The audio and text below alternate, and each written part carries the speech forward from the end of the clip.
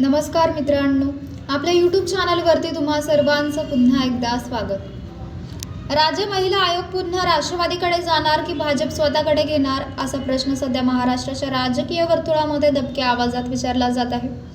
भोंदूबाबा अशोक खरात प्रकरणानंतर रुपाली चाकणकर यांनी राज्यमंत्रीपदाचा दर्जा असलेल्या राज्य महिला आयोगाच्या अध्यक्षपदाचा राजीनामा दिल्याने राज्य महिला आयोगाचं अध्यक्षपद रिक्त आहे। त्यामुळे चाकणकरांच्या राजीनाम्याचा सर्वाधिक फायदा भाजपला होणार का असा सवालही उपस्थित केला जात आहे। अजित पवारांच्या निधनानंतर अर्थ खाते देवेंद्र फडणवीस यांनी स्वतःकडे ठेवलं आहे। अर्थसंकल्प सादर करण्याच्या पार्श्वभूमीवर हा निर्णय घेण्यात आल्याचं आधी सांगण्यात आलं होतं। अजूनही हे खातं मुख्यमंत्र्यांकडेच आहे, त्यामुळे आता सत्तेतल्या वाटपाच्या समीकरणावरही चर्चा सुरू असल्याचं दिसत आहे।